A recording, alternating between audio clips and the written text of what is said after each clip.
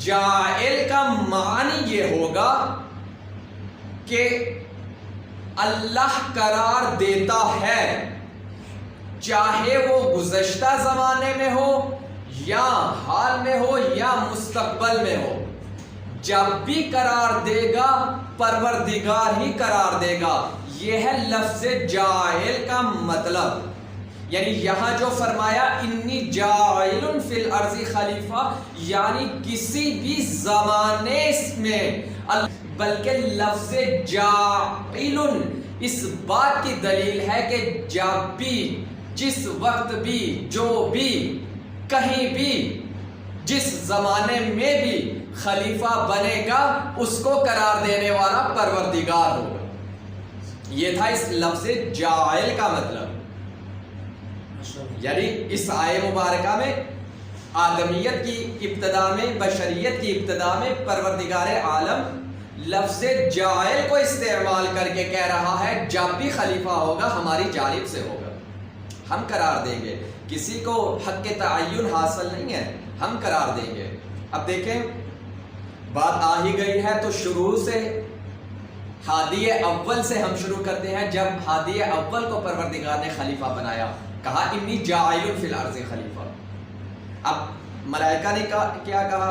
پروردگارا وَنَحْنُ نُسَبِّحُ بِحَمْدِكَ وَنُقَدِّسُ لَكَ، پروردگار ہم تیری تحلیل، تیری تسبیح کے لیے کافی ہیں، تو ایسی مخلوق خلق نہ کر کے جو اس روئے زمین پر فساد کا باعث ہو۔ تو پروردگار نے کیا فرمایا؟ انی عالم ما لا تعلمون، کہ میں وہ بھی جانتا ہوں کہ جو تم نہیں جانتے۔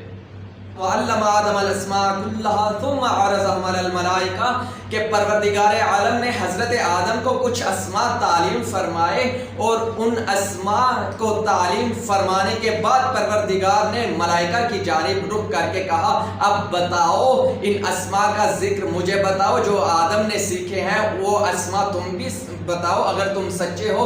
تو ملائکہ نے کہا کہ پروردگارہ ہم بس اتنا ہی جانتے ہیں کہ جو تو نے ہمیں سکھایا، تیری ذات پاک ہے۔ قالوا سبحانک لا علم لنا الا ما علمتنا انک انت العلیم الحکیم، پروردگار تو پاک ہے۔ اب یہ وہ کون سے اسماء تھے کہ جن کی تعلیم آدم کو ملی، اور ان اسماء کی تعلیم کے بعد پروردگار نے ملائکہ کی جانب رخ کر کے کہا اب تم بتاؤ، اور ملائکہ ان اسماء کو نہیں جانتے تھے۔ یہ وہ کون سے اسماء تھے، اور ان اسماء کی برکت آدم کے ہاں کیا تھی؟ حضرت آدم علیہ نبینا علیہ السلام جب خلیفۃ اللہ بن گئے، اور ان اسماء کی برکت یہ ہوئی کہ اب ملائکہ کو یہ کہا جا رہا ہے وَإِذْ قُلْنَا لِلْمَلَائِكَةِ اسْجُدُوا لِآدَمَ فَسَجَدُوا إِلَّا إِبْلِيسَ أَبَى وَاسْتَكْبَرَ وَكَانَ مِنَ الْكَافِرِينَ، کہ جب کہا ملائکہ اب آدم کے لیے جھک جاؤ تو سارے کے سارے جھک گئے، مگر ابلیس نے سجدہ نہیں کیا۔ اب اسی سورہ بقرہ میں یہ جو واقعہ پروردگار نقل کر رہا ہے اسی کو مختلف جگہوں پہ بیان کیا ہے۔ اسی طرح سورہ صاد میں بھی یہی ارشاد ہوتا ہے کہ انی خالق بشرا من الطین، جب میں بشر کو مٹی سے خلق کر دوں، فاذا سویتہ ونفخت فیہ من روحی فقعوا لہ الساجدین، کہ جب میں اس کو بنا سوار لوں اور اس میں اپنی روح کو پھونک دوں، تم سارے کے سارے اس کے سامنے سجدہ ریز ہو جانا۔ سارے کے سارے سجدہ ریز ہو گئے مگر ابلیس نہ ہوا، اور پروردگار عالم نے وہاں کہا اے ابلیس ما منعک ان تسجد لما خلقت بیدی، تو نے ایسے کو سجدہ کیوں نہیں کیا کہ جس کو ہم نے اپنی دست قدرت سے بنایا ہو؟ توجہ فرمائیے گا، جس کو ہم نے اپنی دست قدرت سے بنایا ہوا ہو۔ استکبرت ام کنت من العالین، کیا تو نے تکبر کیا یا تم عالین میں سے تھے؟ اب پروردگار عالم یہاں بتانا چاہتا ہے تم عالین میں سے نہیں ہو، تم مستکبر ہو، تم تکبر کر رہے ہو. یعنی یہاں پروردگار کچھ ایسی ہستیوں کا ذکر کر رہا ہے کہ کچھ عالین ہیں، کچھ ایسے علی وہاں موجود ہیں کہ جو ایسے علی ہیں کہ جن کو سجدہ آدم کا حکم نہیں بلکہ ان کے انوار کے صدقے میں آدم قابل مسجود بنا ہے. ایک صلوات پڑھ دے محمد و آل محمد.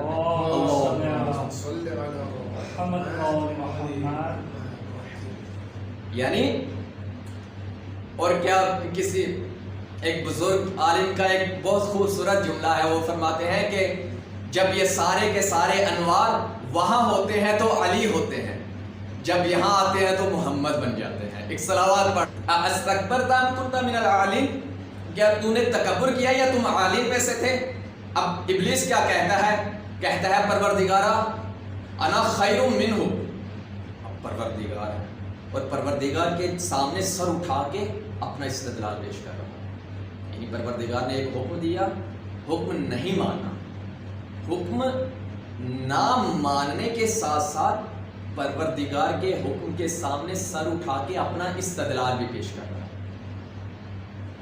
یہ ہے ابلیس. یعنی جب بھی حکم الہیہ کے سامنے کوئی سر اٹھائے تو وہ ابلیس کی سنت پر عمل کر رہا ہے. توجہ فرمائیے گا. اللہ نہ کرے کوئی علی کا ماننے والا، علی جیسا عابد کہ جو ایک رات میں 1000 رکعت پڑھتا ہو، اللہ نہ کرے اس کی نماز چھوٹ جائے، وہ اور بات ہوتی ہے. لیکن اگر وہ نماز کا انکار کر دے پھر وہ کوئی اور تو ہو سکتا ہے، علی کے ماننے والا نہیں ہو سکتا. اس کی وجہ یہ ہے کہ پروردگار کے حکم کے سامنے سب سے پہلے سر اٹھانے والا ابلیس تھا، اور اس نے کہا نا خیر منہ، پروردگار میں اس سے بہتر ہوں. اب یہ دعویٰ کیا ہے ابلیس کہ میں اس سے بہتر ہوں. دلیل کیا لا رہا ہے؟ خلقتنی من النار و خلقتہ من الطین، کہ مجھے تو نے آگ سے خلق کیا اور اسے تو نے مٹی سے خلق کیا. آگ مٹی سے افضل ہوتی ہے، لہٰذا میں اس سے افضل ہوں، میرا اس کو سجدہ نہیں بنتا تھا، میں اس سے بہتر ہوں. اب پروردگار کے سامنے اس نے دعویٰ بھی کیا کہ میں بہتر ہوں، اور دلیل بھی دی کہ اس کو تو نے مٹی سے، مجھے تو نے آگ سے بنایا. اب دعویٰ بھی کیا، دلیل بھی دی، لیکن پروردگار عالم نے نہ دعوے کو رد کیا نہ دلیل کو رد کیا. کہا فاخرج منہا فإنک الرجیم، کہ نکل جا ان درگاہ ملائکہ سے، تو رجیم ہے. جب یہ رجیم کا لقب آیا اس کے اوپر تو ہم کہیں گے پروردگارا اس نے دعویٰ بھی کیا، اس نے ایک دلیل بھی پیش کی، لیکن تو نے نہ دعوے کو ہلایا نہ رد کی دلیل، لیکن اسے اپنی درگاہ سے نکال دیا. لیکن پروردگار ماجرا کیا ہے؟ عجب نہیں ہے ذات الہیہ کی آواز آئے. قرآن کو غور سے پڑھو. ہم نے یہ کہا تھا انی خالقم بشرا من الطین، کہ جب ہم مٹی سے ایک بشر بنا لیں گے، فاذا سویتہ ونفخت فیہ من روحی، کہ جب ہم اس کو بنا سوار لیں گے تو جب ہم روح کو پھونک دیں گے اس وقت اس کو سجدے میں گر جانا. ہم نے نہ پتلے آدم کو سجدہ کروایا تھا، نہ پتلے آدم کے اس اجزاء کو سجدہ کروایا تھا، بلکہ ہم نے تو اپنی روح کو سجدہ کروایا تھا. اس نے بھی جنبہ بشریت کو تو مد نظر رکھا لیکن جنبہ نورانیت کو بھی بھول گیا. آج بھی بہت سارے ایسے ہیں کہ جو جنبہ بشریت کو مد نظر رکھ رہے ہیں، جنبہ نورانیت اہل بیت کو بھول جاتے ہیں. اب یہ تھے پہلے، توجہ فرمائیے گا میرے ساتھ، یہ تھے پہلے خلیفۃ اللہ حضرت آدم، کہ جن کے بارے میں ارشاد ہوتا ہے انی جاعل فی الارض خلیفہ، ہم روئے زمین پر خلیفۃ اللہ کو قرار دے رہے ہیں. اب پہلے خلیفۃ اللہ کے منکر کی سزا یہ ہے کہ وہ ابلیس ہے. توجہ فرمائیے گا یہاں عزیزو. اور ایک صاحب تھے تو میرے ساتھ بیٹھے اور مجھے کہا مولانا مجھے یہ بتائیے، آپ یہ کہتے ہیں کہ بہت سارے ایسے تھے جو بزم رسول میں بیٹھتے تھے لیکن بعد از رسول گمراہ ہو گئے. جیسے سورہ منافقون قرآن ہے، قرآن میں بہت ساری آیات ہیں، قد کفروا بعد اسلامہم، کہ وہ صاحب مجھے کہتے ہیں کہ آپ کا یہ عقیدہ ہے کہ کیا رسول اللہ علم غیب رکھتے تھے یا نہیں؟ میں نے کہا ان کے لیے تو کوئی غیب ہے ہی نہیں. جب جیسے جہاں کہیں جس زمانے میں بھی وہ چاہیں ہر منظر کو ایسے ہی دیکھ سکتے ہیں جیسے ہتھیلی ہے، یعنی ان کے لیے واضح چیزیں ہیں. تو اس نے کہا پھر آپ اگر یہ عقیدہ رکھ رہے ہیں کہ رسول اللہ جانتے تھے کہ یہ لوگ یہ کریں گے، تو پھر رسول نے اپنی بزم سے نکال کیوں نہیں دیا؟ اگر انہوں نے ایسا کرنا تھا تو رسول نے اپنی بزم سے، اپنی درگاہ سے، اپنے دربار سے ان کو نکال کیوں نہیں دیا؟ میں نے کہا کہ پہلے مجھے یہ بتائیں کہ کیا تمہارے عقیدے کے مطابق پروردگار علم غیب رکھتا ہے یا نہیں؟ کہتا ہے یہ کیسی بات ہے، پروردگار تو جانتا ہے۔ میں نے کہا پھر پروردگار یہ جانتا تھا کہ جو سجدے پہ سجدے کیے جا رہا ہے، جو رکوع پہ رکوع کیے جا رہا ہے، جو توحید کے اتنے گیت گاتا جا رہا ہے، توحید اتنی اس کی مضبوط ہے کہ ہر لحظے سجدے میں، ہر لحظے عبادت میں اس کی بسر ہو رہی ہے، لحظہ لحظہ اس کا بندگی پروردگار پہ ہے ظاہری طور پہ۔ تو اگر پروردگار جانتا تھا کہ اس نے ایک وقت آئے گا اور میرے حکم کی سے روگردانی کرے گا، تو پروردگار نے بزم ملائکہ سے نکال کیوں نہیں دیا؟ یعنی پروردگار کی یہ سنت ہے کہ جب تک کوئی آشکار نہ ہو پروردگار آشکار نہیں کرتا، پروردگار نے اختیار دیا ہوا ہے۔ اسی طرح اہل بیت کی بھی سنت یہ ہے کہ جب کوئی گناہ کرے تو اس وقت اس کو سزا ملے گی، اس وقت تک وہ رجیم ہوگا۔ جیسے وہ ابن ملجم کا واقعہ میں نے پہلے بھی آپ کے خدمت میں نقل کیا تھا کسی ایک عنوان سے، کہ حضرت علی علیہ السلام کے سامنے آیا اور مولا نے فرمایا کہ یہ وہی ہے کہ جس کی خبر رسول اللہ نے مجھے دی تھی کہ یا علی تمہیں شقی ترین انسان شہید کرے گا، اور یہ وہی ہے۔ دو روایات ہیں، اس نے خود یا کسی صحابی نے اس کی گردن پہ تلوار رکھی تو مولا نے فرمایا نہیں چھوڑ دو، علی جرم سے پہلے مجرم کو سزا نہیں دیتا۔ یہ تو علی ہیں، علی کا خالق بھی ہے، یہ علی اپنے خالق کی سنت پر عمل کر رہے ہیں۔ لہٰذا یہ اس بات کی دلیل نہیں کہ پروردگار کے نمائندے اگر کسی کو بزم ملائکہ یا بزم انسان پاکیزہ میں اگر رکھ رہے ہیں تو اس سے یہ مراد ہے کہ وہ بھی پاکیزہ ہے، یہ دلیل نہیں ہے اس کی۔ لہٰذا اب جب آشکار ہوا پہلے خلیفۃ اللہ کا منکر، تو پروردگار عالم نے اسے کہا فخرج منہا فإنک الرجیم، نکل جا یہاں سے تو رجیم ہے۔ اور اسی طرح جب سردار انبیاء کے خلیفہ کی ولایت کے منکر کو جب یہ سزا ملنی تھی کہ وہ آشکار جب ہوا، اس نے نکال دیا، اپنا باطن ظاہر کر دیا۔ اس وقت کہ جب رسول فرما رہے تھے لاؤ میں تمہیں کچھ ایسی چیزیں لکھ دوں جس کی وجہ سے تم گمراہ نہ ہو، تو اس نے کہا تھا نہیں ہمیں نہیں چاہیے۔ تو اب وہ بھی منکر ولایت اہل بیت تھا، وہ بھی منکر خلیفۃ اللہ تھا۔ یہاں اللہ کے رسول نے اسے کہا قوموا عنی لا ينبغي عندي تنازع، نکل یہاں سے، یہاں خلیفۃ اللہ جو خلیفہ اول ہے اس کے لیے لفظ جاعل استعمال ہو رہا ہے، یعنی جب بھی خلیفہ بنے گا پروردگار کی جانب سے۔ ایک صاحب کہتے ہیں کہ کوئی ہمیں دکھائیں کہ کہاں پروردگار نے کہا ہے کہ نمائندہ میری طرف سے ہی ہوگا۔